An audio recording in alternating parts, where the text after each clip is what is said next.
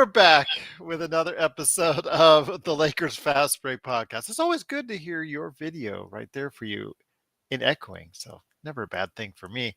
It's Gerald Glassford coming right back at you here from Lakers Fast Break, Pop Culture Cosmos, where we cover the latest news and trends in pop culture each and every week, twice a week, wherever you get your podcasts. And on this week's Monday show that just dropped earlier today, we covered more on the SAG strike, Mission Impossible, and how it did in its first weekend, the Xbox trial, and so much more. So go ahead and check it out today, wherever you get your podcast. Plus, also as well, Inside Sports Fantasy Football. Fantasy football is around the corner, so we're going to go ahead and dust that off, get everything ready, because more Inside Sports Fantasy Football is coming on the way in the not too distant future. Plus, also as well, Game Source, of course, the great folks at LakersBall.com. Go ahead and check out Ox 1947 today at LakersBall.com. Plus, he owns a company, which he said he was 50-50 on being here because he's so busy with everything going on at SynBlades, SynBlades with a Y.com. If you want your lawn transformed into something much more magical than it is today, please go ahead and check out SynBlades, SynBlades with a Y.com. Heavy Duty says, salute to Joe. Don't take off the grays. Be proud of him. Look at Gerald. Heavy Duty. Actually, my hair was brownish red. It was actually red for all my life until I hit my mid-30s. And then it started to go gray. I tried once to dye my beard because it was also going gray, and I figured if I could do my beard, I could do my hair. So I dyed my beard. I go to, right after I finish dyeing it, I go to a counter at a fast food place, and I think I scared the lady so much to the extent that she had to go ahead and take a break. So I said, you know what, self, I think that's it for dyeing our hair for the rest of our life. So, I don't want to do that anymore. But what can I say? Embrace the gray indeed. But I'm going to a wedding, and usually the first day of going to my natural color is obvious, and after about 3 or 4 days it washes out into a more natural look. I'll show you my old red hair one of these days. I'll grab some photos and see if I can. You had red hair? I'll look at my Facebook. Yeah, I had red hair. Wow. So you're like Bill Walton. Walton.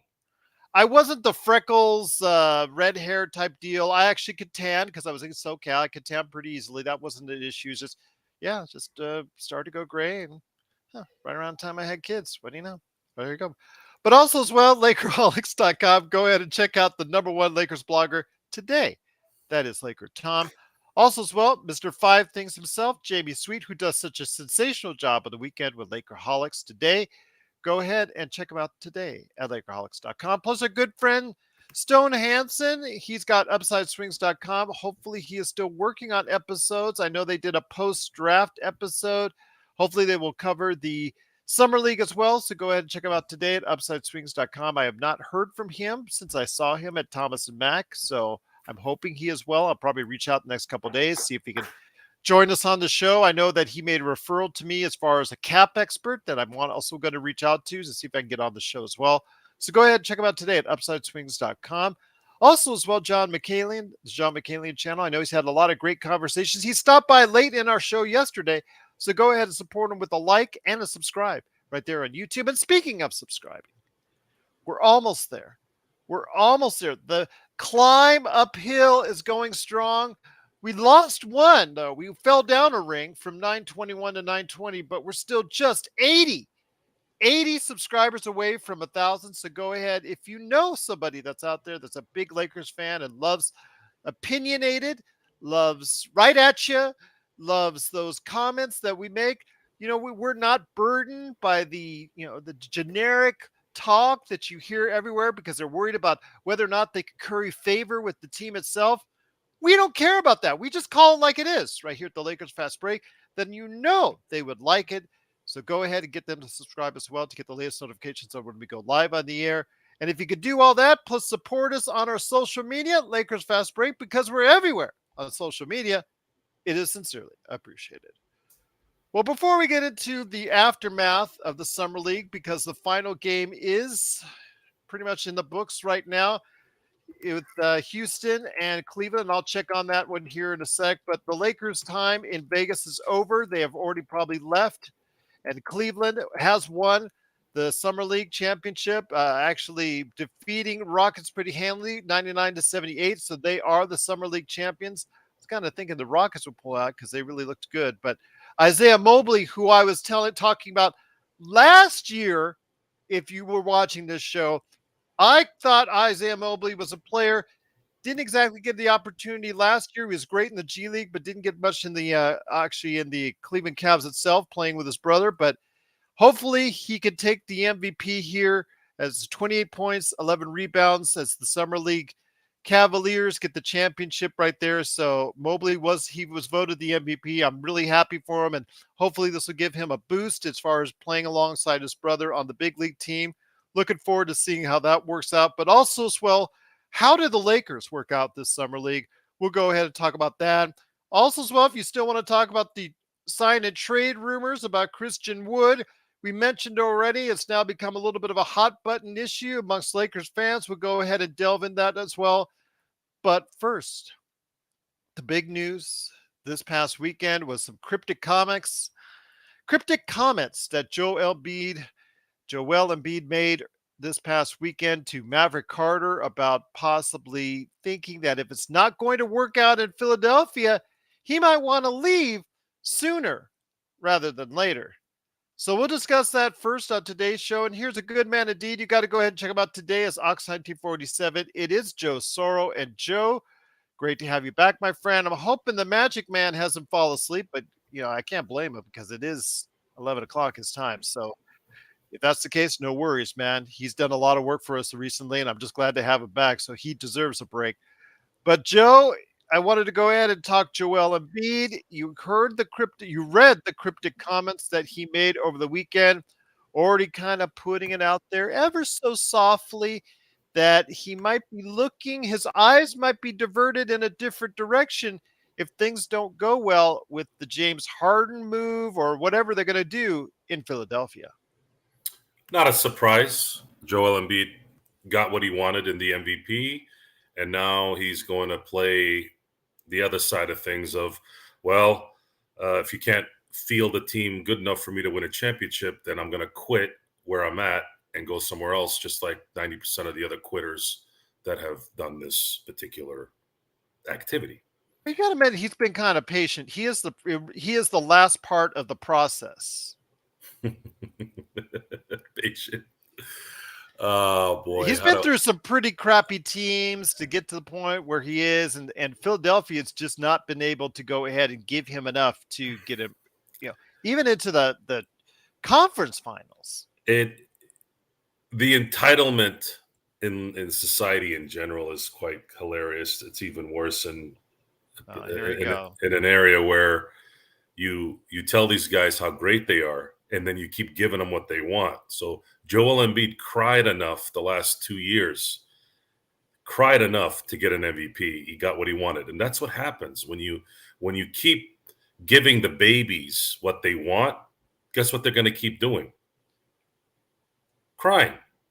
So he's now pushing 30. He's pushing 30. I don't care if he's pushing 40. Okay. You are supposed to be the leader of your team. You're supposed to represent the team that picked you third when the first two teams said, I don't know if this guy's going to be good because he might be injured or whatever. No, they don't do that. And James Harden was the one that really kind of surprised me in that, because they treated James Harden like a king in Houston. And of course, the second that thing that was going downhill, boom, hey, can you send me to Brooklyn so I can go play with Durant and the other crazy guy? Kyrie Irving. And it's the same script. Everybody keeps reading the same script. So just like in Hollywood, and I can get into that too, to kind of use that analogy. You have a bunch of people who have no talent on all sides, who continue to tell each other that the other one doesn't have enough talent and that they're not getting their right compensation. They're not getting their right respect and their due. When the audience over here, people like us, are sitting there watching, and we said this. We said Joel Embiid is this guy. Didn't we? Here you go, guys. He just proved it. He is just like all the guys that snuck on the boat during the Titanic, the ones that skipped the women and children. Guys like Joel Embiid, would be that guy. He wouldn't load up the women and children. He'd jump in the boat and hope that he can make it. So it's not a surprise. Whether he's going to be accommodated or not is not the question. He will be, because it's a players' league, and look for him to go likely to New York, because New York has been foaming at the mouth to get Joel Embiid to You're the Knicks. right. See, and as Sean comes in at the perfect time, Sean can back me up on that because he knows that info too.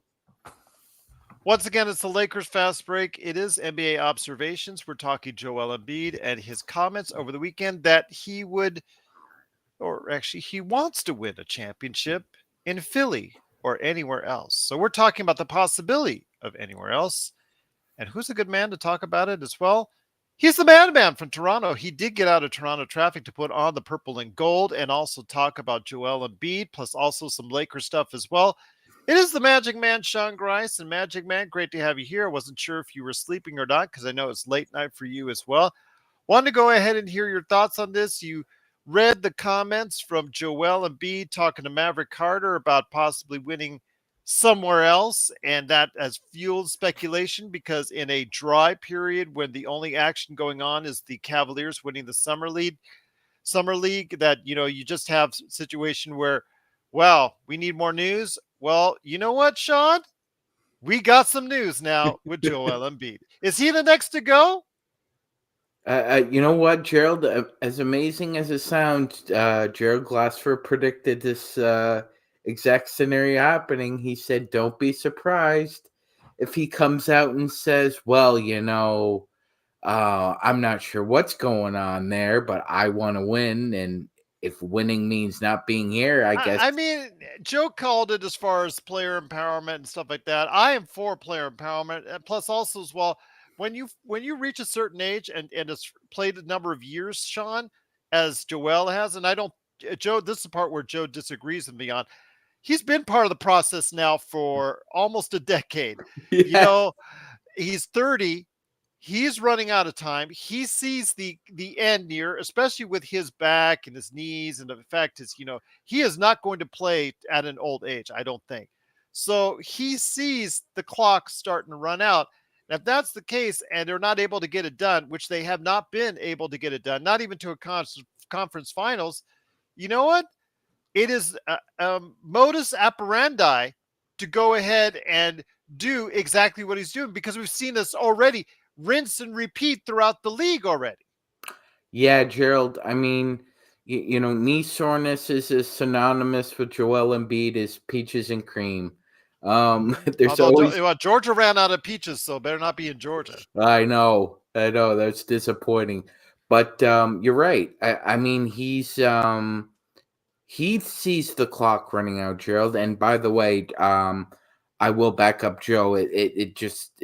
I've been reading the same things he has, and we all, if those out there don't know, that Joel Embiid has a previous business relationship with Leon Rose. So, I mean, they do have history as well. So, but yeah, Gerald, this is the fourth front office that Embiid has worked alongside with. Hinkie drafted him. He didn't like Colangelo. I thought they let Hinkie see it out, but I know the league. Yeah. I know the league had other issues. Yeah, the league had other issues for sure, and it's another story altogether. But Hinkie kind of built the core of the process. Colangelo basically sat on the ball and did nothing. Elton Brand, I think, unfortunately, was a little late on the uptake with the decision to not do business with Jimmy Butler, but get into business with Ben Simmons. And then, of course, the Harden trade and Daryl Morey, and now this is the fourth front office Embiid is dealing with, Gerald. And yeah, he's kind of tired of it. It's the same old story. They get to a game 7 in the semifinals, and for whatever reason, Gerald, they just can't get over that hump. That hump just hits them right in the face and knocks them out. And before they know what hit them, they're back at square one. It's the same story. It doesn't matter what iteration, what pieces you put around him. It just seems that they've capped out, maxed out, and spaced out all their opportunities. But trying to put talent around Embiid, they just can't get over that seventh game in the second round. Absolutely, my friend. It's been very frustrating for them. I agree with you on that, and just seeing how everything's been laid out so far for him, it just hasn't gone the way they wanted to. Joe, I have a tendency to agree with you. If Joel Embiid said tomorrow I wanted to be traded, New York would be on the the short list of that. Are there any other teams that will be out there? Because there are a ton of teams like New Orleans. I know I go back to Oklahoma City as my default, but you got, anybody with 35 draft picks in the next 7 years, you got to say is in the money or could potentially, be a trade partner for that. Who do you think would be a potential trade partner outside of New York? Because New York does have some assets, does not really have some great assets as far as personnel. They do have the draft assets, but your thoughts on who else might be a trade partner? I think Boston could be a big trade partner. That's a good one. Yeah, I Although saw Philly's probably going to want to send him west. If I had to pick a team in the West that would make sense, I don't think he'd want to go to Oklahoma City because he's obviously going to have a say in this. The Nets also have a lot of assets too. They do, but every time any kind of big player like this becomes available, they usually end up in the other conference. If I had to pick, which team would he want to go to, right? That would, I guess. Although it should be noted, he has no trade clause. He doesn't have a no trade clause, so he really doesn't get a choice in where he ends up. That is true, but there's also that feeling too that is the other team going to want to give up all those assets if he's going to be disgruntled? So this is kind of one of those things where, is Philly just going to say, look, we're not trading you. You're going to have to just play for us, which I think should be their first. I think that should be their first answer to that. Look, you're getting paid between now and the 2027. You're getting paid $50 million to $60 million a year. We're not trading you. And that's the other part, is what team is going to trade that amount of money for him? Well, a team, so they're going to cut their team out. You can eliminate a few teams already, right? Like Phoenix has absolutely no shot in hell of acquiring him. They don't have a first round pick until 2030. If I'm not mistaken, Gerald, I don't think the Clippers have a first round pick till around 2028, 29, maybe 2032. So those two are likely out. Phoenix doesn't have any control over their picks for the next 6-7 years. 6 years, yeah. They either gave it away or they have the other team has the swap rights. Yeah, in each and every year. Exactly. They're really the only two teams I could see who might take a swing on him, given their assets and their current tenuous situation, are the Kings and the Mavs.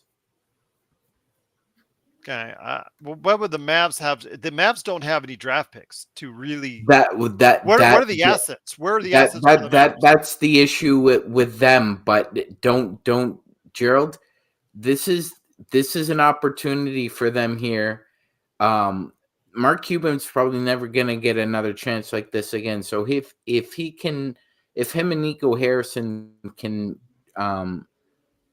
try and wiggle their way into acquiring something to try and help maneuver this situation, don't be surprised with them, because Embiid, I don't think Embiid would mind being either traded to either one of those two situations. I think Dallas, as Sean said, was the first instinct I had, because you do have a team there with Luka Doncic and Kyrie Irving. If they were able to package enough draft assets with, let's say, to match contracts as Tim Hardaway Jr., Grant Williams, Rashawn Holmes, Maxi Kleber, and some kind of package there could be something there. I think that would be something, obviously, that Dallas would win in that trade. How does Philly come out of that? It sounds like it's going to have to go back to a rebuild. And I don't know if I necessarily see that. And that's the issue too, right, Joe? Because now it looks like he's going to have to strip it all the way down to the studs, and that takes time. Like Tobias Harris has a now he's a very good player, and I think that circumstances have kind of shorthanded his perception amongst people. People think that because he's paid so much, he should do more. No, he is very good at what he does. He was just involved in a time when contracts were being handed out like golden tickets, and he was able to take advantage of that. But his contract is going to be hard to move as well. So you have him, Embiid, Harden.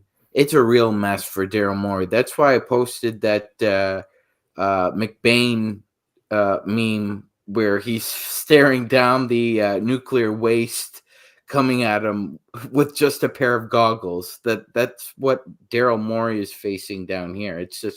It looks like just a 3 Mile Island for him. Once again, it's the Lakers Fast Break. It is NBA Observations. It is Joe Soro and the Magic Man, Sean Grice, along with me, Gerald Glassford. Thanks so much for watching and listening. Truly appreciate it. So I ask you this, guys, while I go ahead and hit the front door here because the UPS is waiting with something I'm looking forward to that I will show on camera here in a second. Before I go ahead and do that, I want to go ahead and ask you guys this, and I'll start with you, Joe. When it comes to Joel Embiid, is he, even as the MVP, do you think you could actually surround a team that could win a championship around him? Does his skill set in 2023, warrant or be able to go ahead? Are you able to go ahead and fit a championship roster around Joel Embiid? Joe.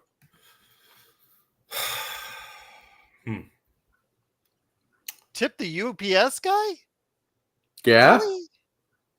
You tip the US. They usually just drop it off. In fact, they just already did. He's gone. I'm going to go grab the package. I don't think even another year of Harden is going to win. Well, I guess tipping really bothered Gerald on that one. He's like, tip the UPS guy. I'm out of here. They're usually gone by the time. They usually drop it off, throw it in the middle of my front yard, and there you go. They're just like flinging out there. The timing on that was perfect. But the reality is Philly going to contend in the East with a year-old Harden? Harden wants to leave. What if they say, no, we're going to stay another year? I don't know. I don't know what deal in L.A. would make sense anyways. What are they going to do? Are they going to give up Paul George? It doesn't sound like he'd want to go to L.A. if Paul George isn't there with Kawhi Leonard. So who are they going to give up? They don't have anything. No. I got to see what that is. I don't understand what kind of equal. Maybe here's what might have to happen. They put this in one of my flower pots, by the way, and you want me to tip the guy? No, not if he put it in the flower pot. He's already gone down the street. Yeah, no, not if he put it in the flower pot. No. Okay, all right. And now Devotion wants me to tip the postman? I give him some water because it's really hot outside, but go ahead, Joe. Oh, that's nice. There's no one on the Clippers that's going to make the Sixers better. No. In Philly. And maybe that's what Embiid did here. Maybe he laid the groundwork here like, hey, dude, if you guys are thinking about sending James Harden to L.A. for Norman Powell and Marcus Morris and Nicholas Batum and a couple of draft basketball nets, you got another thing coming. I go, I ain't staying here if that's what you're bringing back.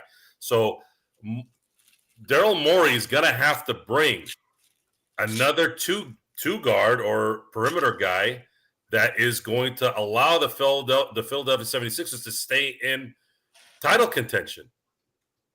that I don't know who. It would have to be some kind of 3 or 4 team deal where everyone See, gets. if he wants the best of both worlds, and this would be absolutely amazing if this happened, but it would be something.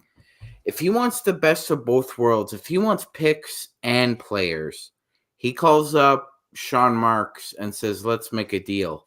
Now that would be karmic justice, the likes of which the NBA has never seen before. If the Nets, who had to go through all that BS, acquire Joel Embiid with still a pretty good team, Gerald, because they have a lot of depth. So even if they gave up some depth, they would still have some. Plus you have Embiid and Bridges. That's a contender in the East.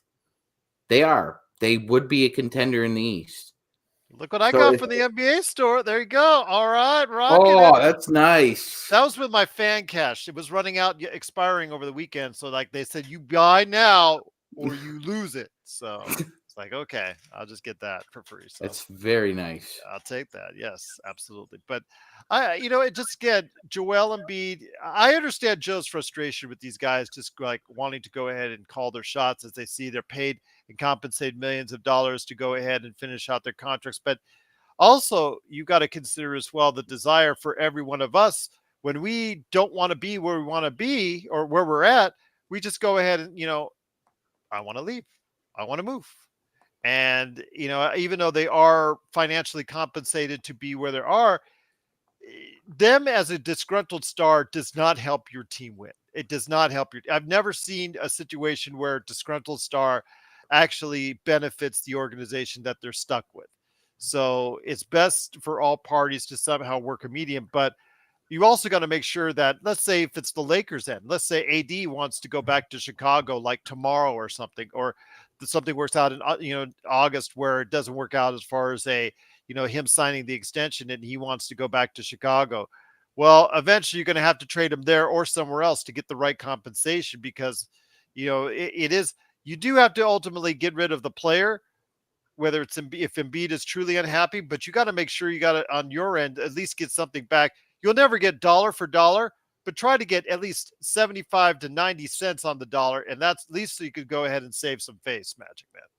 Yeah, Gerald, you do. And as we've seen before, Maury is not opposed to waiting until the last second to get the best deal possible. He's Trader Daryl for a reason.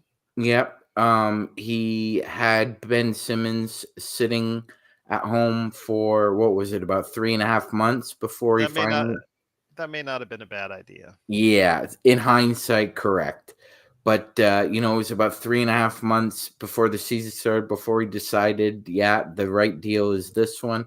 I have a feeling that Harden's going to have the same expectation. Like, it wouldn't surprise me if Daryl Morey actually brought him into the office and said, yeah, I know you want to go to the Clippers, but let me put them on this phone for you, and let's see how enthusiastic they are about acquiring you.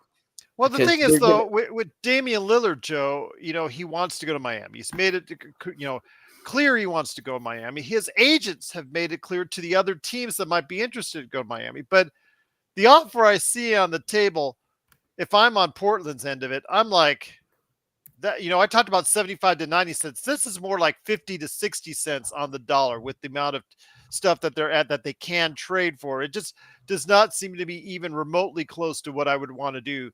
Tyler Hero and maybe a couple of picks and whatnot. That just does not seem like it's enough for me for trading the all-time, arguably best player in Portland's history, who just came off of his best statistical season. So if that's the case, I'd want to. If I'm Portland, I am playing hardball. If I am Philadelphia and Daryl Morey, I am playing hardball. Eventually, I know I got to get rid of them, but I'm going to make it as hard on them and easy on me as it can get. The system is helping a lot of these teams, and I say helping, keep their guys at this point. So just someone, or MagicMan had mentioned Jaylen Brown. I don't know if this has been discussed in terms of the details, but if Jaylen Brown signs the Supermax, the last year of his contract will be $70 million. Wow, Joe it had such shocked a Joe hard time so much. saying it. it was encompassing the sheer amount of money. Just it cut the electricity out, right? $70 million. $70 million. $70 million for a guy with all due respect, isn't even a top 10 player in my book. No, he's probably very good. He's very good, but he's probably 15 to 25. And this league, it's just, this is the part where I'm not frustrated with this. I know it may sound like I'm ranting and complaining and things like that, but that's an interpretation. I don't come off air going, these damn NBA players, start throwing stuff over there, right? No, believe me. He does it to the referees. I get it. You're one of 450 people that are playing in a league that has 8 billion people in it in the world. I get it. But it's when both holes are talking, the one down there and the one up here. Okay? You guys want empowerment. You want to be great. You want to be given loyalty, but then you don't reciprocate. And then in Lillard's situation, he showed loyalty. No argument there. But what are you showing loyalty to? Portland has been irrelevant for decades. Okay? Paul Allen almost won championships. He almost bought them in the late 90s and early 2000s. The only reason why they didn't win is because they ran into the greatest duo in NBA history. That's it. Otherwise, they would have won a couple titles. Before then, you had a couple good teams.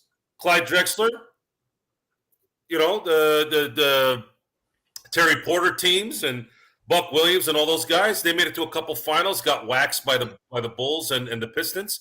And then they were able to get by in 1977 down 0-2 against the Philadelphia 76ers and ended up winning a championship then. Good for them. But that's it. What else you got? Nothing. So with that, you guys have made this bed.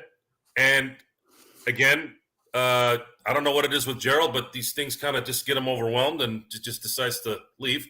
But this is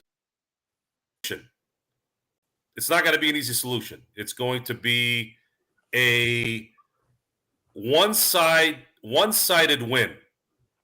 That's what this new system is going to do. You either have to understand that there isn't going to be an even trade anymore because you have to take on $60 million now with Damian Lillard. You have to put what do they say? Put all your eggs in one basket. They're putting all their eggs. Miami's putting all their eggs in this, hoping that him and Jimmy Butler are enough with all their undrafted studs to win a championship. Then he might be right, but everything has to go right for them to do it because the East is still weak, and the East is getting weaker, in my opinion. It's still getting weaker. Dog, though, Trae Young, I understand probably to be the next one after that. It's a very high likelihood, but you're saying that he might go to Lakers after LeBron leaves. I'm not going to say that's not a possibility because that's actually very sound reasoning, but man, the guy plays no defense, volume shooter. If he's not hot, he could shoot you out of a game at times. I mean, look where he did. When he's hot or when he's playing really well, he could be like a Curry light and get you to, like he did to that conference finals run. When he's not hot, he can shoot you literally out of games and shoot you literally out of playoff series like he has done in recent times. So, plus he does not play defense. So it's always a hard, and search and destroy, right, turnover machine as well. I mean, we see the best of him and we see the worst of him. The thing is, the worst of Curry, you don't see much of, especially when it counts. When you see the worst of Trae Young, it shows out a lot more, MagicMan. It just, again, he's not quite at that level of Curry, and it's just because of that, it's just be a hard thing to see him. I'm not going to say I won't be surprised if he comes to the Lakers because that's always a possibility after LeBron leaves because you have that big, huge gap of money you want to fill it with. But man, I just don't think again, we talked about, can you fill a championship roster around Joel Embiid, Sean? I think it's a lot harder to do it around Trae Young. I wholeheartedly agree, Gerald. There are a myriad of challenges trying to surround. I'm professing. I don't even think he's 6'1". I think he's less than 6 feet. Very difficult to surround a perimeter-oriented volume 3-point shooter with the requisite wings, and essentially a very good big, to build a championship team around. And ironically, if we can kind of circle the wagons back to Embiid, speaking of turnover machines, Joel Embiid has more turnovers in his playoff career than he does assists. So This is true. that's a big problem for What a anybody. beautiful stat, by the way, Sean. That is a phenomenal stat Yeah. that you pulled out. That's Yeah. Thank you very much. And it honestly, like, it shouldn't be that shocking. That would be something good to tell Joel Embiid when he comes in talking. You've had more turnovers than assists, and we're the problem. Yeah. I do remember the 1 year that John Celestion played on the Los Angeles Lakers, Cal. Celestin. Celestin, yeah, Celestin. You know, it's been such a long time He's since not I a said his name. celestial, no. But Celestin, you know, Celestin, yeah. Celestin. John. Okay, all right. He Yawn. just unfortunately that was his name is only. Yawn. That was really his only cup of tea with the NBA. Unfortunately, he never found success anywhere else here in the NBA. He bounced around to Europe and the G League after that. So, but not exactly the greatest of Los Angeles Lakers draft picks. We'll just kind of forget that part there. But it is the Lakers Fast Break. It is Gerald Glassford along with Joe Soro and MagicMan Sean Grice. I do want to mention, though, that before we head it out, that the Lakers have finished their time in Vegas. We covered it last night with their dramatic, okay, not so dramatic, we just didn't care, it was Summer League, 104-103 victory over the Los Angeles Clippers. Although, any win over the Clippers, I guess you got to take it. And now that Summer League is over, with Cleveland defeating Houston to win the Summer League championships, which will cover the 2017 champion Los Angeles Lakers on tomorrow's Lakers History 101. Sean, I want to ask you, though, you've had a chance to go ahead and breathe a little, take some breaths, reflect back on the 3 and 4 Summer League team known as the Los Angeles Lakers. Some highs, some lows, some outstanding performances, and some subpar ones at that. I mean, I saw a lot of like that. So you can either just look at it one way, like Laker Tom always says, like the glass half full or the glass half empty. There was a lot of that on both sides of the realm.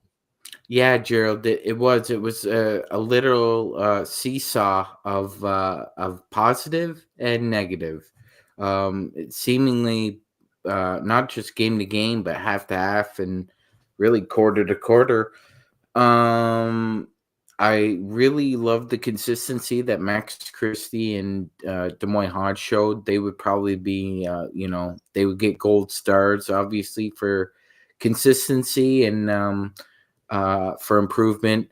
If Colin Castleton got a report card so far, Gerald, like a progress report, it would say, good student, eager to learn, but needs to pay attention more and study more as well. Like, he just needs more work on his body, but that would be a steady. It would be, it's satisfactory, even though we know he's not ready yet.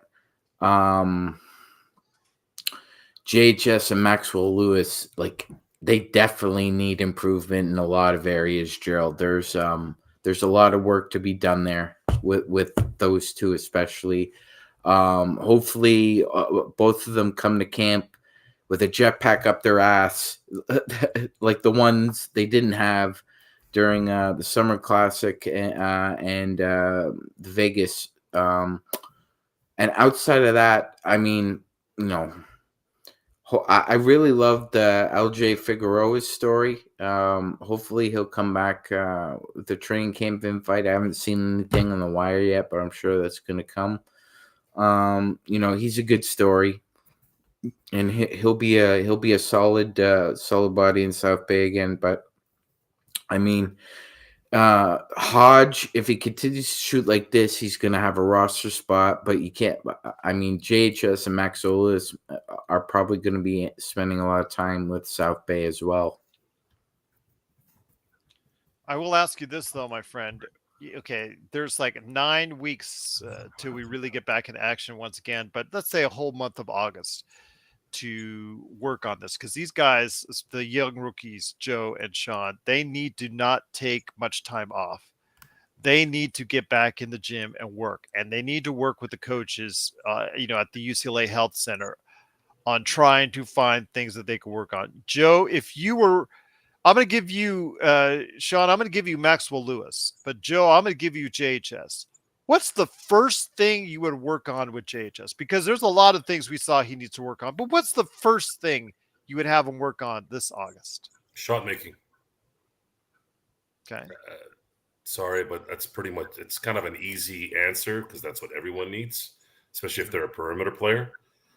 There is a massive deficiency there for him, and that's something that has to, I believe he has the talent to control the ball, create an offense, do consistent pick and rolls and run an offense, but he's gonna have to make shots if he wants to have a long NBA career. And when you don't have the athleticism, you have to be extremely savvy and kind of meticulous in how you get around defenses and find the right spots. And the other part is, can he play defense? According to Stone, he can't.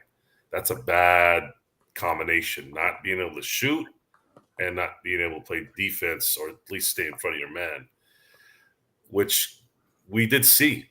We saw that in Summer League. What the hell's going to happen in the NBA? It's not looking good right now.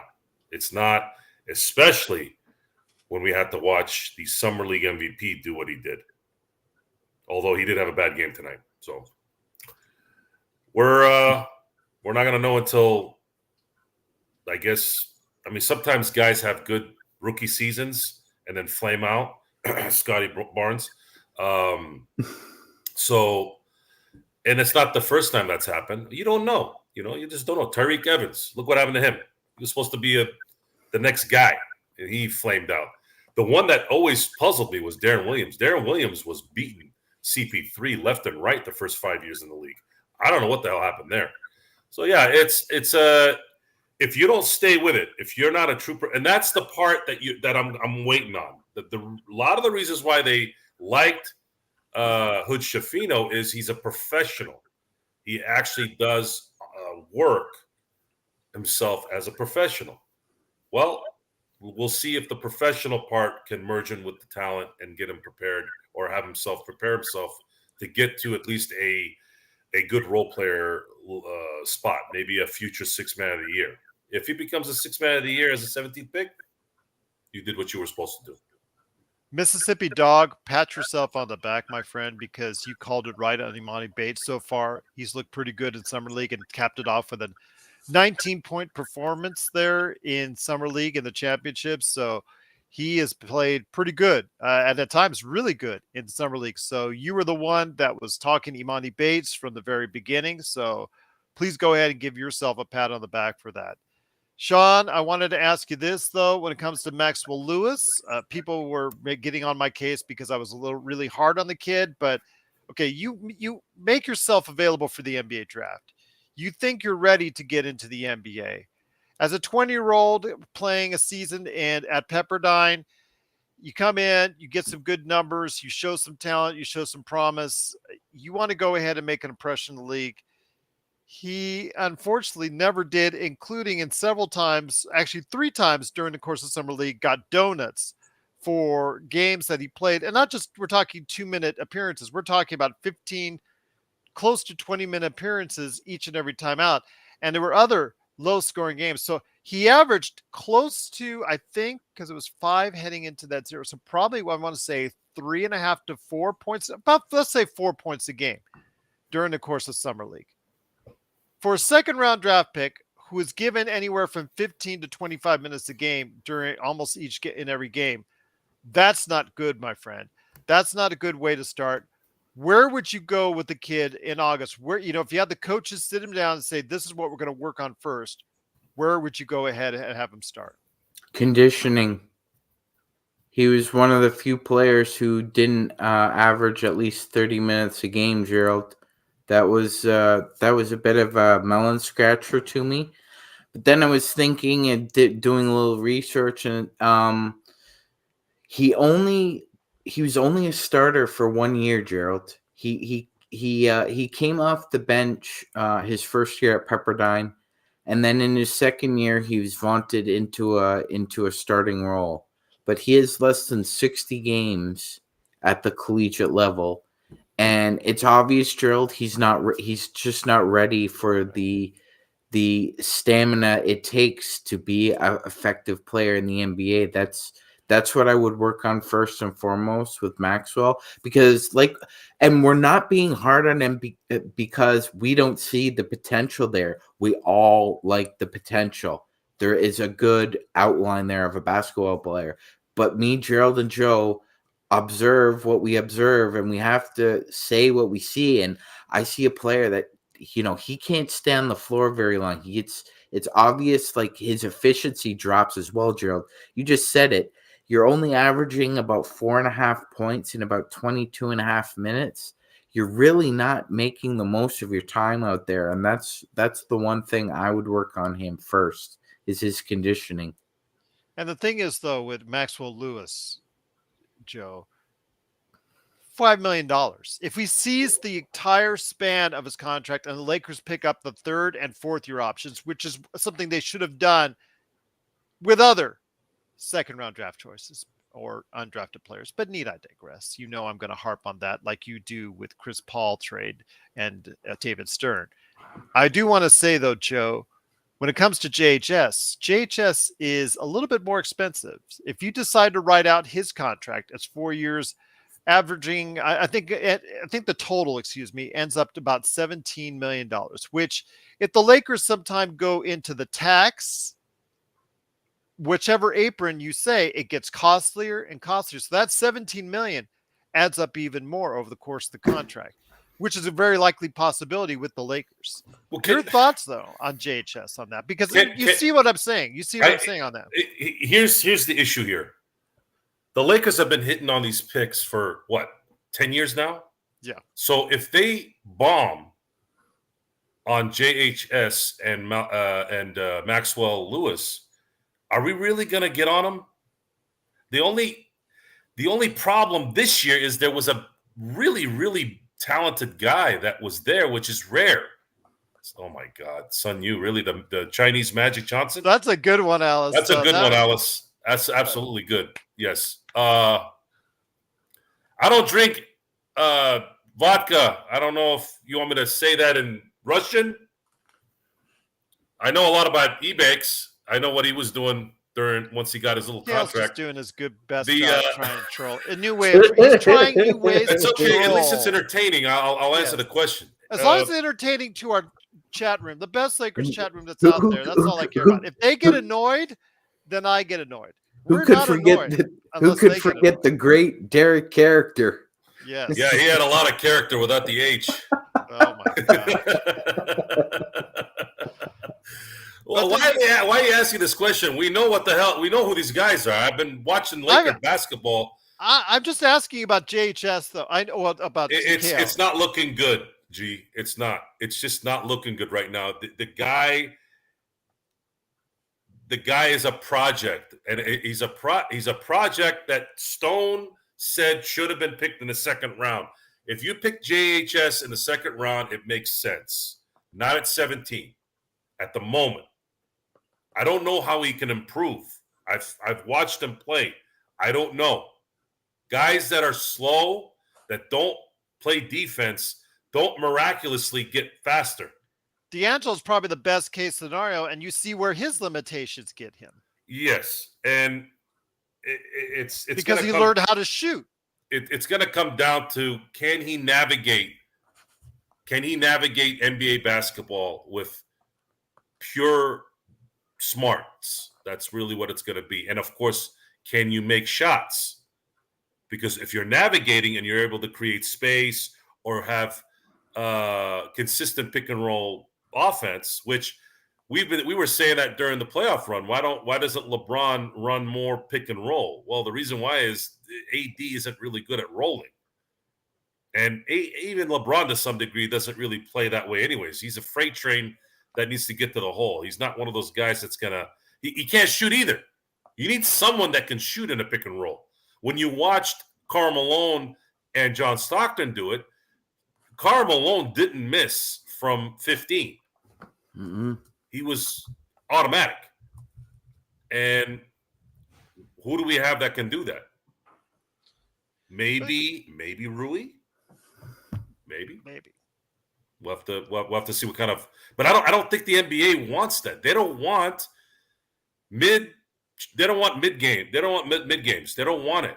So JHS is a mid game guy. We heard that his positives are the mid range, and he's not good out, and he's not good at the hole. So okay. How many mid range shots did we actually see him take?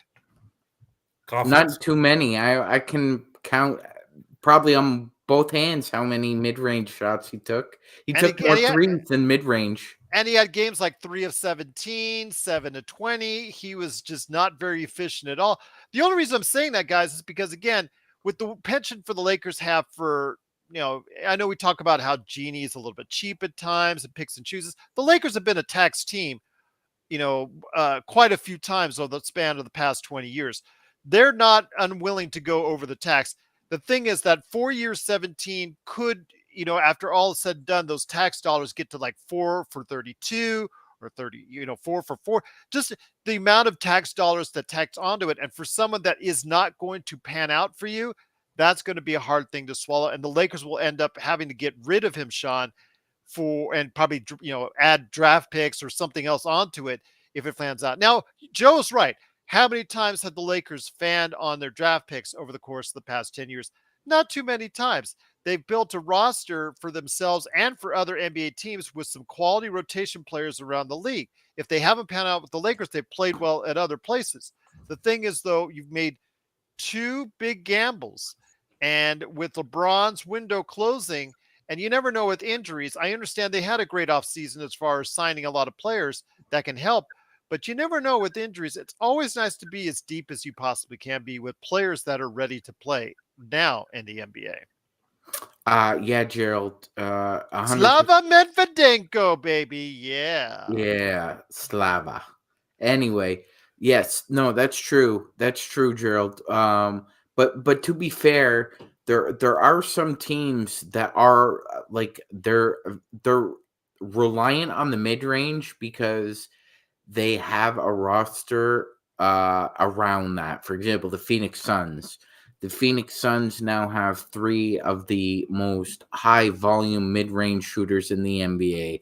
Kevin Durant, Devin Booker, Bradley Beal. They all love the mid-range.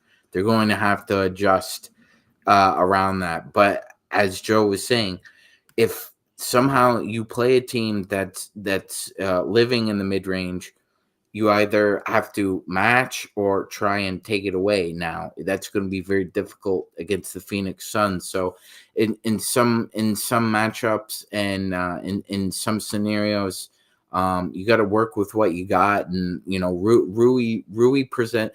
So I sent through an email chain. I sent you guys that 5-man lineup that worked best for the Lakers. Now, what's interesting about that is AD, Austin Reeves, and LeBron played almost twice as many minutes in the playoffs as they did in the regular season. And up until the Western Conference Finals, they went through an 18-6 stretch. They were the hottest team in the NBA. So one of the reasons why Rui was involved in a lot of the successful Lakers lineups is because it wasn't just his 3-point shooting, Gerald. It was also his mid-range shot as well. His versatility provides him the opportunity, if his 3-point shot is falling, to play in a myriad of different lineups. Ham was forced to put Rui in lineups with AD, LeBron, Austin, or Dennis Schroeder because he was shooting efficiently. So I really, I don't think I agree with Gerald. I don't think we're gonna get microwave Rui that we got for the But if you could 2.5 get month somewhere, stretch. But because somewhere in the middle, yeah, so somewhere in the middle, if I could get that, if I could get 37% Rui, I think Joe, and so. Sean, I would take that all day long, because the fact is you would probably be someone coming off the bench if that's the Mhm. case, and it could provide you what you need, especially against second units. I think if you put him in the starting lineup, I think that's when you probably will start seeing issues, because I just don't know if he's going to elevate his game to the point where he's going to be playing at a good level against starters consistently. But when he's playing against second units, he can absolutely kill them. And that's what I would love to go ahead and see, because I don't think that he will revert back to the 30% shooter he's been throughout the course of his career. I think he'll be a little bit more solid, and that this has given him a confidence boost to be a lot better going forward. Yes, absolutely, Gerald. And look, there's one thing that we've learned is that one, um AD and Jared Vanderbilt have undeniable chemistry defensively, and the idea that somehow you would try and mess that up by just flippantly trading Jared Vanderbilt for an asset that, while would be very advantageous, the contract and the potential off the court issues might quell any chemistry that you've built in. Like one of the reasons why it works so well, Gerald, is because these guys discovered alchemy on the fly. Like they literally did. They found instant chemistry, and they hit the ground running. And we, of all people, are willing to eat crow about that. We didn't see it happening. They were trudging in 13th place for about almost 12 weeks during the season. It was only during like the last 8.5 when the season started to turn around. So I just see an opportunity where you don't mess with the alchemy. And like I said, Gerald, and I agree with you, Rui comes off the bench. That's his best role. Alice, I had to actually look it up. That's a great question. Does anybody remember who we traded Peeler for? He was actually traded along with George Lynch, Joe, for draft picks, so we could free up some to cash to get. clear money for Shaq, Yep. and they were prepared to trade Eldon Campbell if Shaq said, "I want 150 million." But Shaq was so appreciative of the 121 that he got, he finally said, "No, no, no, I got you, Jerry. You gave me enough." Because that's what that Jerry was honest. Jerry was honest with Shaq. It's like, Shaq, you want us They to gut? almost had a heart I'm, attack. I'm not. I wasn't there, but I had a, just from the little bit I've said, or a little bit I've heard. I'm sure after that, because I think Shaq said he did want like 150 or 160 or something like that, and I think Jerry probably just said, Shaq, look, you want us to gut the team so you can be on the team, or do you want to win? And he finally said, all right, I'll take the 121. So, yeah. Yeah, and nearly had a stroke trying to get all that done. I don't blame him, man. That had to have been. I mean, Yeah, no, I don't either. That's what I'm saying. You're talking about a guy. You're talking about a guy. Okay, here's why he was stressed. I mean, it wasn't just Shaq. Okay, Vlade said, "I'm retiring," and I think that is where the real stress was, because they had options. Obviously, not as good as Shaq, but they had options. There was some Alonzo Mourning discussion going on. There was some Dikembe Mutombo stuff going on. But I think a lot of the stress was also the fact that if Vlade said, "I ain't going to Charlotte," Now I'm not going to get the next Michael Jordan. Jerry knew it. Jerry knew what that guy was going to be. He was probably the only guy on the planet that knew. Calipari knew, maybe a little bit. So whenever anybody dogs on John Calipari, I always go back to that draft. I go, man, if the Nets had just let him go with his instincts, they would have got him instead of Kerry Kittles. Woo! The What If on NBA TV, one of the best shows I've seen on NBA TV was What If the Nets had drafted Kobe Bryant. I'm looking at this from an NBA fan. Oh my God. You want to talk about the king of I mean, I guess he's New York. He would be New York now, but maybe not. He'd be the king of Jersey. Sopranos and Kobe Bryant. Ooh, right in that era. Ooh. New Jersey would have taken over New York. Imagine that. It's a Jersey thing. It's a Jersey thing indeed. Once again, it is the Lakers Fast Break. It's NBA Observations with MagicMan Sean Grice and, of course, Ox 1947, Joe Soro. If you like what you see here, please go ahead and subscribe today to get the latest notifications on when we go live on the air with the latest Lakers Fast Break, like tomorrow's summer school class. So go ahead and study up to get some extra credits by going ahead and joining us for tomorrow's dissertation on the 2017 Summer League champions, the Los Angeles Lakers. But before we head on out, guys, the rumors are still persisting. What's going on with Christian Wood? Again, we talked a little bit about it last night. It seems to be the scuttlebutt amongst Lakers fans today about what Sam Quinn dropped something about what Mark Stein had mentioned about a possibility because, Mark Stein's in tune with Dallas because he lives near Dallas. She lives near Rafaela, I believe, if I'm not mistaken. I do want to go ahead and mention that when it comes to what was mentioned and referred to, that the Dallas Mavericks, of course, they would be open for a sign and trade for Christian Wood. They don't want him back. It's very clear and evident to see. But they're talking about trading a player to try and get more money for Christian Wood. And the name seems to be out there as Jared Vanderbilt. We talked about this last night. You need all the defense. I'm not helping Dallas in this situation. I'm not helping them at all. If they don't want Christian Wood, sorry. If Christian Wood wants extra money, sorry. He's going to have to earn it out there on the court, rehabilitate his image in the league. One good season with the Lakers in a playoff run or a championship run, Sean, could do just that. That's it, Gerald. That's what, if I was his reps, I would be constantly drumming over and over again. If you sign with the Lakers or the Heat, there's a good chance you'll be comfortably in the playoffs. You'll be playing into May, possibly into June. And look at all the guys who've gotten paid over the past 3 and 4 years that were playing late into May and June. Fred VanVleet, Austin Reeves, Gabe Vincent, the list goes on. And I would just keep repeating that to him over and over again. You sacrifice a little now so you get the big payday in the summer because somebody will back up the Brinks truck if you're the third leading scorer on a Lakers team that won the title. No question about it. Absolutely. And Joe, I mean, your thoughts on this? Again, I like Christian Wood.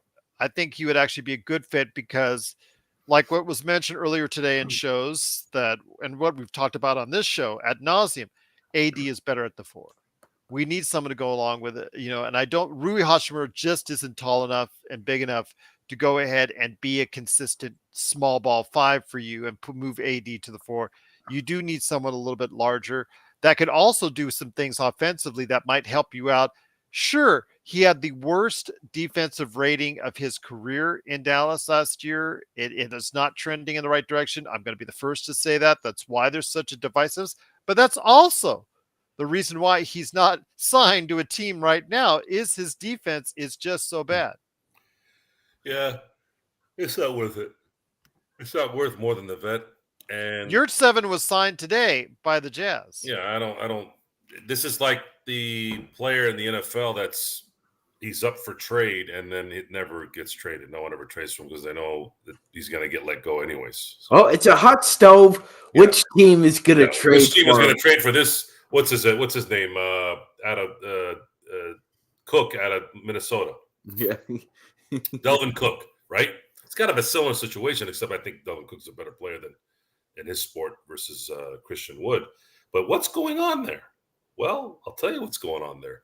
What is the value of that position? You're going to have 3 main starting running backs. 2 of them are still in their prime that are going to hold out. One just won the rushing title, and their worth is just not important. The NFL is a passing league. A running back that's a 1,500-yard running back, 4,000-yard running back is just not that important anymore. And Christian Wood is a big who can't stay in front of his guy, on the side of the guy, block a shot. Attitude has issues there. So now what? What do we do? Well, yeah, we need somebody, but not at the expense of gutting the team or trading players that can be assets for the team during the year. And you don't have any money. You don't have any money to throw at it. And my hunch is, Gerald, it may or may not materialize. We'll eventually find out. But if the Lakers, and let's face it, AD is our anchor. He's our defensive captain. If he thought that there was no way in hell he could be on the same floor with him, I don't think the Lakers would even be an option with Christian Wood. But the fact that they are tells me that obviously Pelinka and Ham have had discussions with obviously LeBron and AD about this.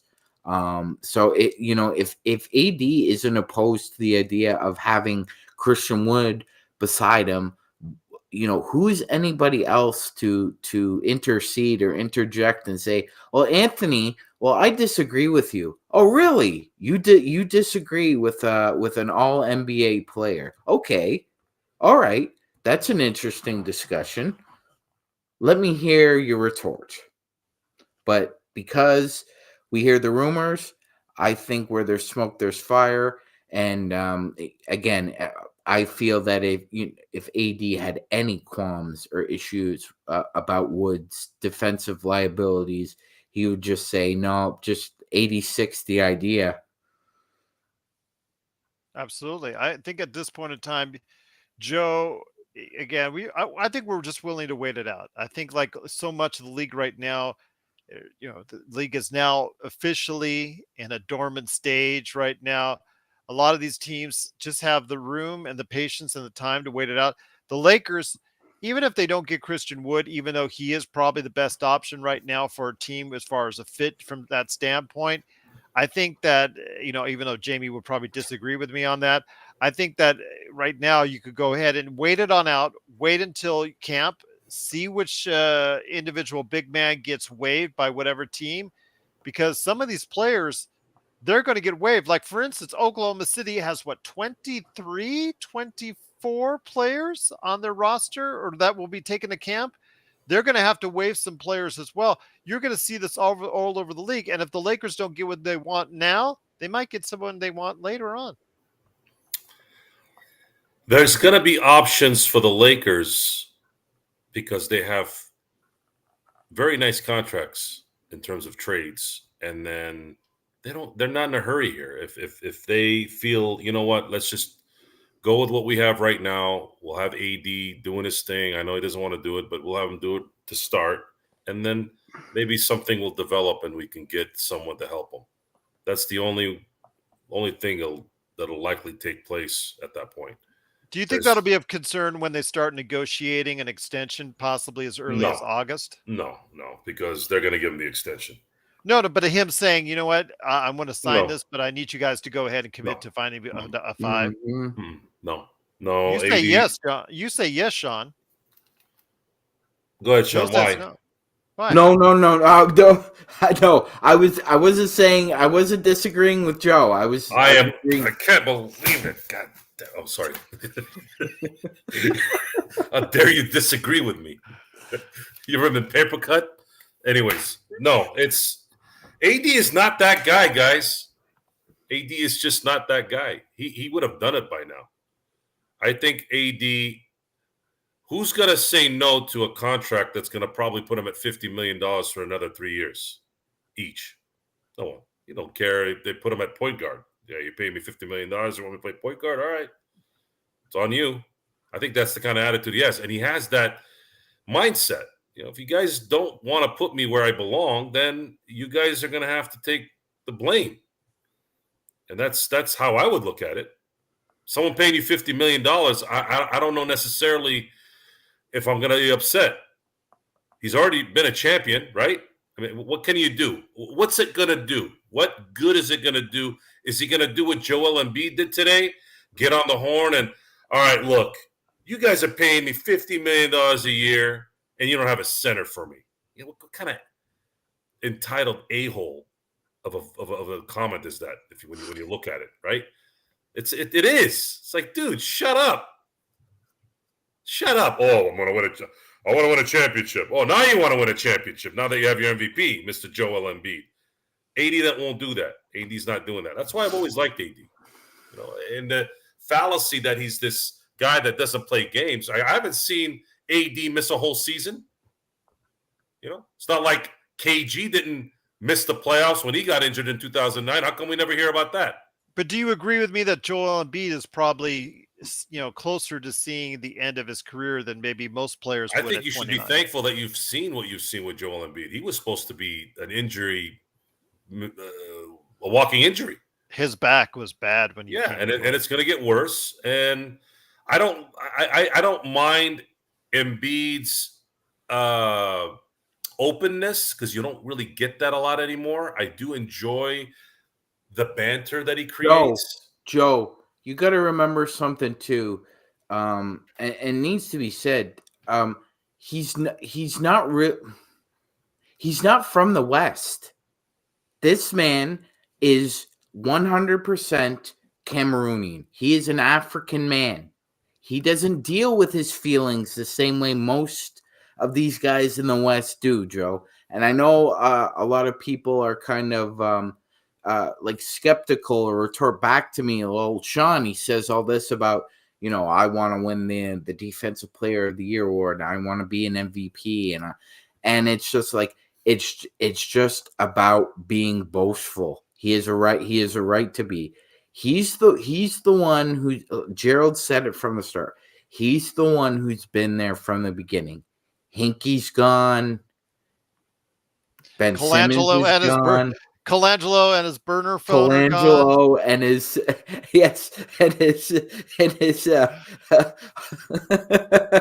his burner accounts. Oh, and his wife's burner accounts too. Absolutely. Brian doesn't have long collars; they're normal collar size. What kind of professional cares about Didn't Kevin whether Durant or not you have long collars or not? I mean, seriously, didn't Durant have one too? Yeah, he did. The Durant guy is pretty good. I have enough problems remembering the passwords for my credit cards. Now I gotta go create. Now I'm gonna go create 4 different Twitter accounts. I can't stand the Twitter I have now. Hold on, my burner phone here. Hey, Joe's what? I can't stand this phone now. I'm gonna go have 2. Hey. These guys are talking smack. Oh, you mother, you know. Joe is that, that's for sure. Rick McGee, 94. He won't know who I am now. Yeah. I'm sorry. Look at this from Lakers Fast Breaks with a Z. Yeah, Breaks. BRAKES. There you go. They won't know who you are. I think if he only had one burner account, that Gerald guy is a pretty darn handsome guy. With a J. Yes. Gerald with a J. MagicMan's really cool, man. Everybody seems to like MagicMan. Magic with a J. And a K. Magic. Yeah, Magic. We wanna throw a little French in there. Since you are French Canadian, aren't you? There's not a drop of Not French a drop blood of French in Canadian. me. But see, that's what America thinks French Canadians wine? are. They think you guys drink maple syrup all day and speak French. I'm like, dude, I was there for a week. I didn't. If you had knocked me out and dumped me in Canada, I would have thought I was in like Colorado. I was like, what's so Canadian about this place? Yeah, Vancouver, we pretty same much thing with are America Vancouver. Junior. Yeah, same thing with Vancouver. My time there, it's like everybody was speaking English, so there you go. But once again, it's the Lakers Fast Break. It is Gerald Glassford along with MagicMan Sean Grice and Joe Soro. Serge finally got tired of kale. Exactly. He's gonna start going to broccoli and asparagus. Yes. His NBA observations. Before we head on out, guys, I do want to mention, though, that LeBron James, as I mentioned in our emails over the weekend, he has announced he is changing his number back to 23 in honor of Bill Russell. So now 6 is, I don't know, is there any still one playing with number 6? I By don't any think chance? so, Gerald. He was the last one, I think, to change his I'll number. double Okay. check, but I think he was the last one. Okay. And if that's the case, obviously for the late great Bill Russell, honoring him by wearing number 6 and now going back to number 23. It makes our old logos new again, but I am sticking with our new logo, so that is staying for good. But Joe, I want to go ahead and say the thing with LeBron, though, is we've seen his 33-point percentage flip flop back and forth to the 30 to 32%, which is really a detriment to the team when he puts up so many threes, to the 36-37% he's had in recent years as well. If the Lakers really do want to go far this season, I think LeBron has to revert back to at least 35%, 36% on those threes. Your thoughts on LeBron James' shot maybe coming back before we head on out? If you want him to shoot at a high percentage from 3, you're gonna need to make sure he's got enough energy for it.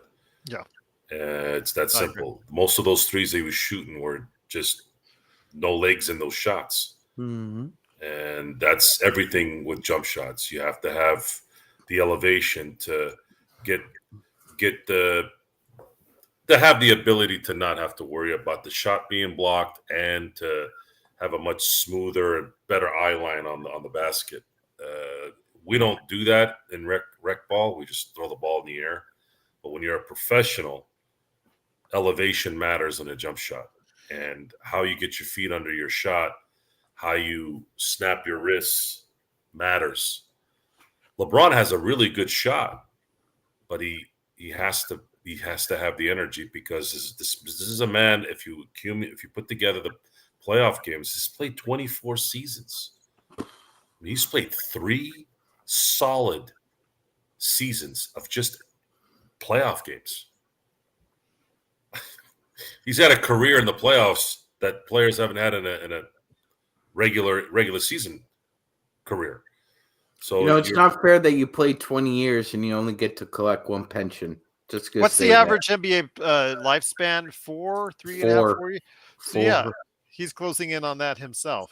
So he is also going to, if he finishes his contract out, he will have tied Vince Carter for the most seasons in NBA history. And he's obviously going to break the point per game record of 7.6, I believe, for a 21st season, which Vince Carter has as well, which I thought that was kind of an interesting stat. I don't know why somebody brought that up, but LeBron is, if his agent, Rich Paul, is not just throwing it out there just to create whatever, if LeBron indeed plays until he's 40, he's going to score 40,000 points before the end of the season, barring any major injury. I mean, this guy's going to own every significant record when it comes to games played, wins, obviously the all-time record, scoring record.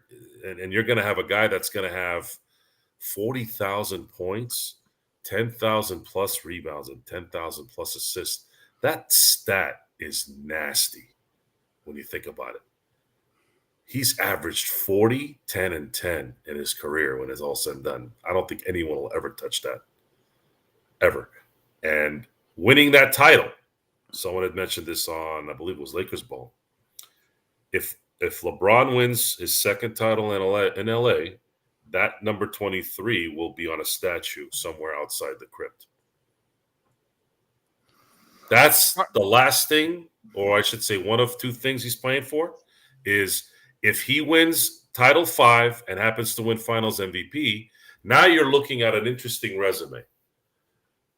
Yes, he's still one behind Michael Jordan in titles, but he has a lot of other things. And Scarlet and Blue, though, that is a good question. Will they retire LeBron? 23.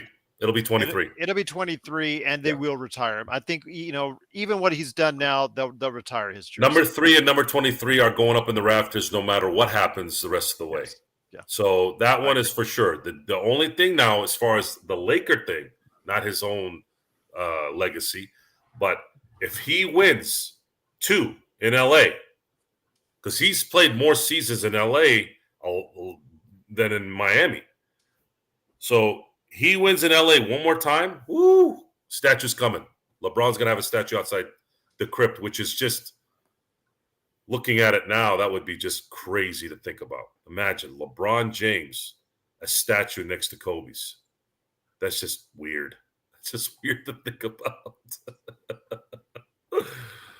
Well, the thing is, though, I want to lead into my last thing I want to talk about. That is three-point shooting, Sean. The Lakers, as I mentioned to you, because I looked it up, I think, on yesterday's show, they finished 27th in the league in three-point accuracy, which is abysmal. But then again, that's not the Lakers game. The Lakers game is based on defense, transition, getting to the free throw line. They do those things, they win games. They do those things well, they win games. The thing is, though, it would help so much if the three-point shooting at least was even anywhere near the middle of the pack. If that's the case, because you're talking a substantial gain and a substantial amount improvement.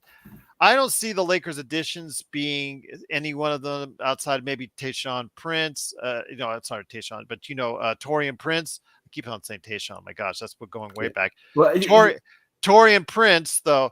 Taurean Prince, he's probably the best of the new shooters statistically that we got. So I'm concerned that the fact is, I think we'll move up incrementally, but it's not going to be by leaps and bounds. Your thoughts, though, on what a dramatic improvement in threes could do for the team if it actually happens? Yeah, Gerald, I'm with you. I don't really see that scenario unfolding, but you never know. It's the NBA. Stranger things have happened. I'm with you. I think we end up as a middle of the pack 3-point shooting team. I don't think we'll have to scratch and claw our way to respectability like we did last year, where we started out the season 2 of 44 from beyond the arc. It just felt like we were scratching and crawling because there was some immediate trolling that the Lakers may be the worst 3-point shooting team in NBA history. There was that. It was on that realm. We're talking. Yeah, that too. Remember, in the 80s, there were some bad 70s and 80s, some bad shooting 3-point teams. There was. So we don't need to forget, at least me and Gerald don't, that the 2 and 10 start had a lot of shrapnel with it as well, and that was one of them. That we were just abysmal.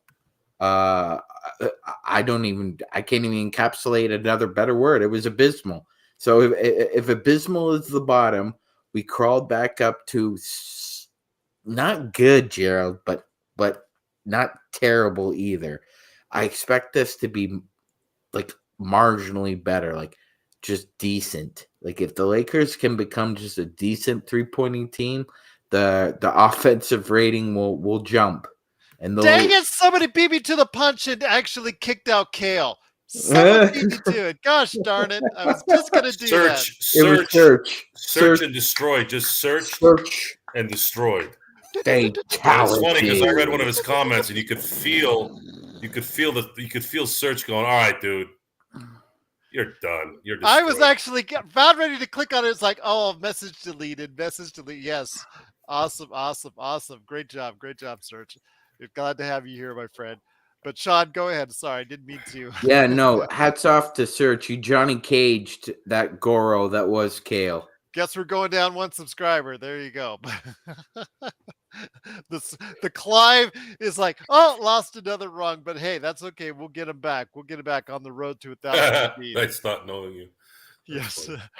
But I will say, though, it is the Lakers Fast Break. We truly appreciate everyone joining us. Thanks so much for watching, listening. We'll be back tomorrow, like I said, for Lakers History 101.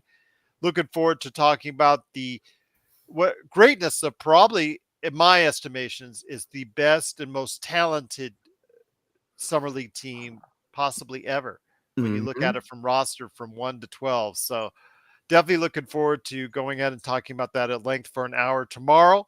Probably around the same time tomorrow for everyone out there watching and listening. But before we head on out, Joe, again, it's been a great conversation. Summer League's over. I'm sure there's still much more to talk about. I know Castleton hopefully will get with the training staff and looking forward to seeing what he can do to go ahead and develop his game and accentuate his games. But some positives from him, some positives from Des Moines Hodge.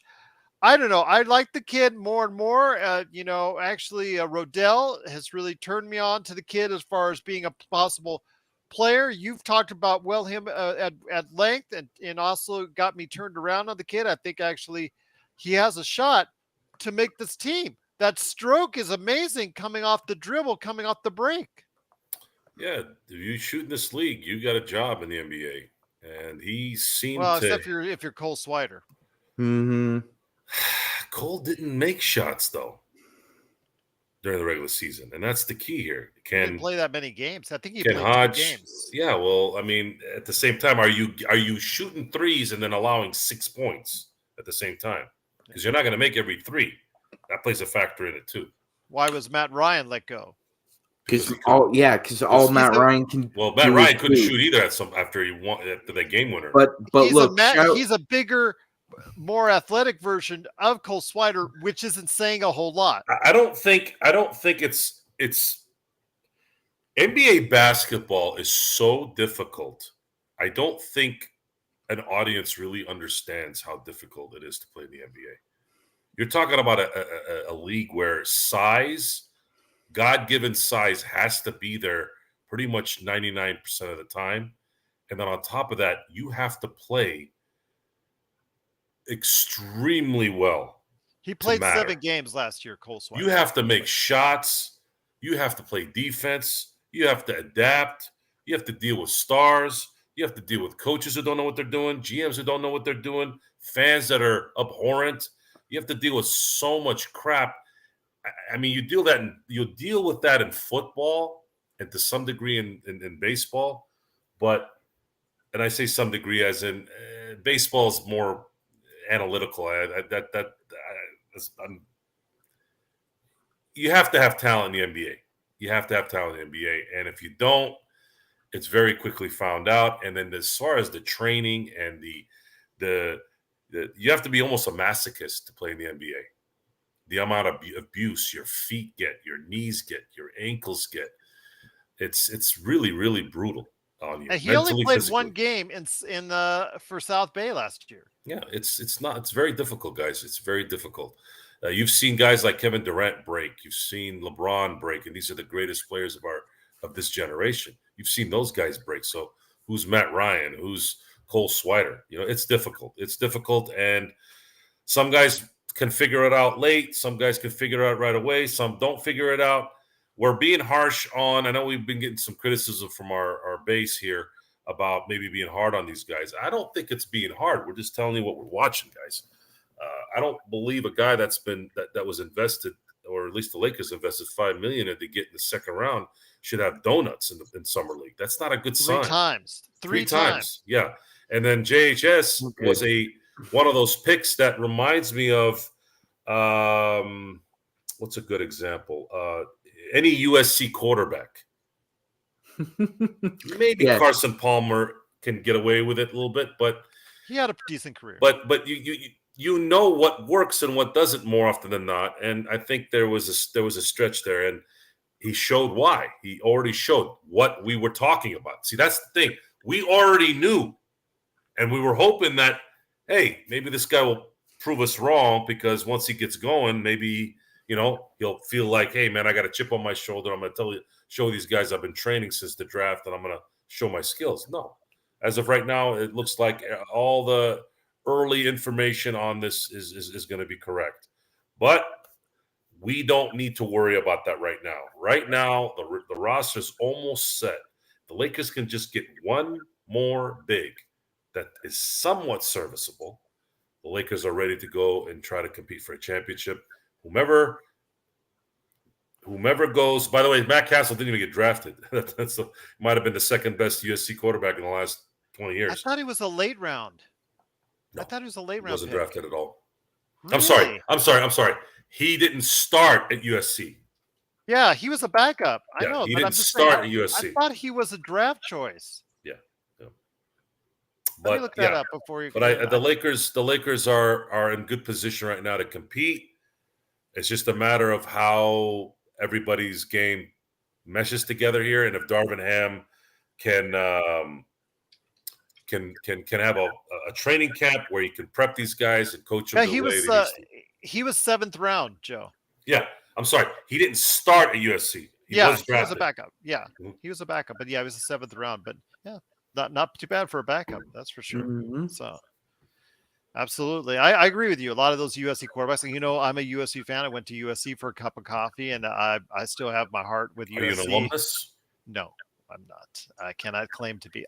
I may go back there for my master's one day. Still thinking about that, but I'm not an alumnus. But Jared, I've seen, ladies and gentlemen, I've seen the passion this man has.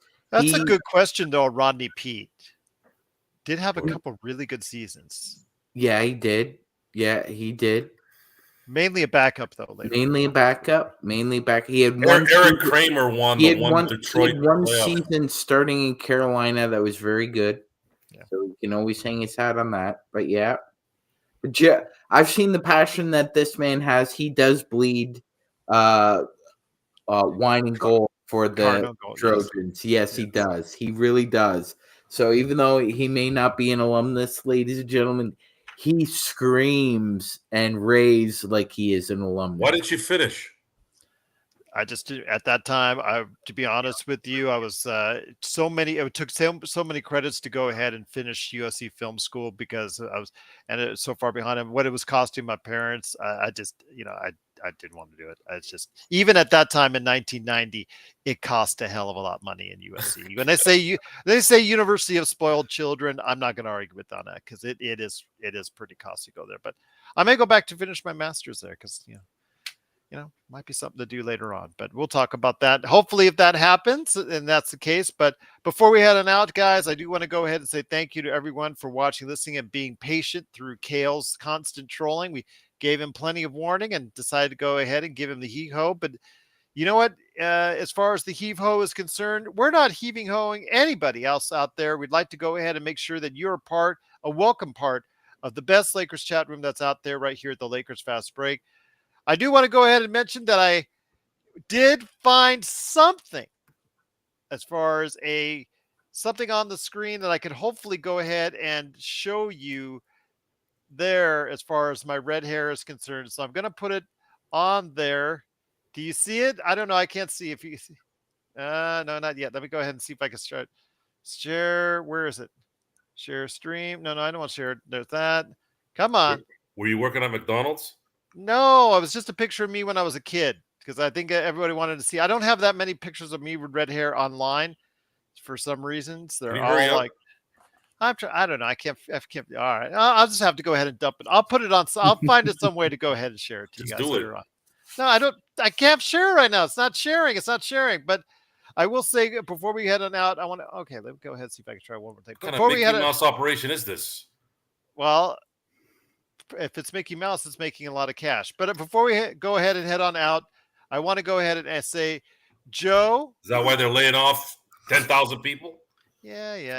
They're still making some cash. Don't. I'm not feeling depressed over them. They're still making some cash over Disneyland. Mm-hmm. So, yeah. Don't tell me they're not. Yeah, I know nobody's going to Disney World, but that's for other reasons. But before we they don't want to catch a disease over there. That's why. Well, they also don't want to deal with Florida.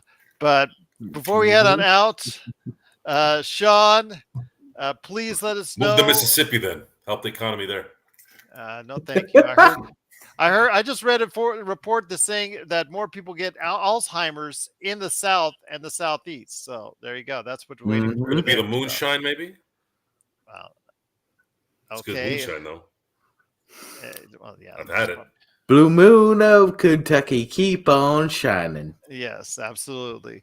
Sean, though, when it comes to what you're seeing with the Lakers, any last thoughts on Summer League before we finally close the book on Summer League? Thank God. Yeah, you know what, Gerald? I think we really honestly did kind of curtail our expectations and have realistic POV on all these kids, Gerald. We all understand that they haven't even begun to think of the amount of pressure and responsibility that may come at them, and it's a lot at first, and I think some of them are ready and some of them need like a year of development, like we talked about. And then, like you said, Gerald, there are a couple that just they need to go into the lab and come out ready to improve, because JHS needs work. There we go. There we go. There we go. I found Wow, Jared looks like a movie star, ladies and Yes, gentlemen. that was me at 18 right there for you. Jared Yes, looked my like a red movie hair. star. Yes, all right. Holy crap! Yes. Did you have a Firebird too? Oh my gosh. No, I wish. No, just a Dodge Colt, unfortunately. So there you go. It is proof that I did have red hair when I was a kid, and actually into my mid-30s. Holy crap! You know what, Scarlet and Blue? You were like the 500th person to tell me I looked like Val Kilmer back at that age. Oh my God! And my golden response was, I only wish I had his paycheck. That's all I care about right there. But once again, it is the Lakers fast break. Sean, again, any last What thoughts? paycheck? He's broke. Well, he wasn't then. That's for sure. When he was doing all those movies at that time, Top Gun and all the rest. Sean, any last thoughts on Summer League before we head on out? Nope. Okay. That's it. There's no Yeah, I think lingering we've thoughts. talked enough about Summer League here, Gerald. I hope so. I hope so, because I think we're all done. I think we've seen what we need to see so far. All these kids need developing. Max Christie is ready to go in the rotation. I think that he is ready to be a part of the rotation going forward. And if he is successful, I think that can go a long way, Joe, for us as a team to be successful as well. I think if he pops, I said this last year, if he pops, not only is it going to cost the Lakers a lot of money sooner rather than later, but it also means the team will be much better sooner. Let him pop so we can win a championship. I don't care if we end up losing 2-3 guys in the process. Hang number 18 up in the rafters. I will say this though, and a lot of people have mentioned it, and Gerald's obviously brought up as well. It's the second year jump that's expected for a player who's either, like Gerald said, they're on the verge of popping, or they've developed just enough where just a little bit more of a push, and they're just it's a jumping off point. Max Christie had that. There are a couple players in the NBA who haven't had really great summer leagues in their second year. The Mavs, Jaden Hardy did not play well in the summer league, Gerald. Benedict Mathurin did not play well in the summer league. Shaden Sharp did not play well for the Portland Trail Blazers. So it was nice to see that with still a lot of smokescreen over the roster, that Christie solidified the idea that he's ready to be a rotational player. That was the most important revelation that could have come out of summer league. AKA Val, search, you're cracking me up. You're hitting it on all cylinders, my friend.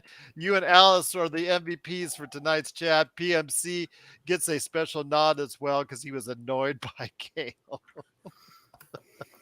I love our chat. They're so awesome indeed. It is the best Lakers chat room that's out there. It is the Lakers Fast Break. Thanks so much for watching, listening. Scarlet and Blue, great question as well. Max Christie had the pleasure of getting taught by LBJ.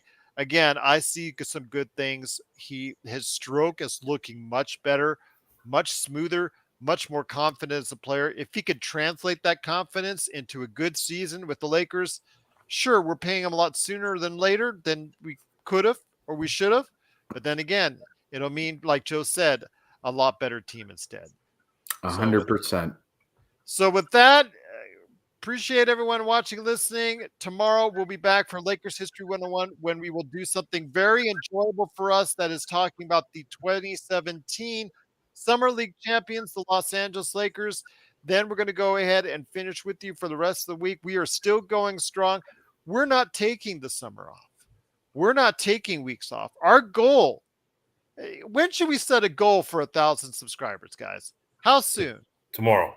Tomorrow? Okay, that's our goal. Tomorrow. We did almost 80. Did we do 80 in one day on that? Yes, we did. Yep. So I know we've done 250 in the last 28 days. So that's something that's credit to everyone out there watching and listening. So truly appreciate that. So there you go. Tomorrow we'll get 1,000 subscribers indeed. But it is the Lakers Fast Break. Truly appreciate you watching and listening. We'll be back tomorrow for some good times talking Laker History 101. Summer class will be in session. Extra credit for you. Summer learning on the Summer League team right here at the Lakers Fast Break Podcast. Bye, Kale.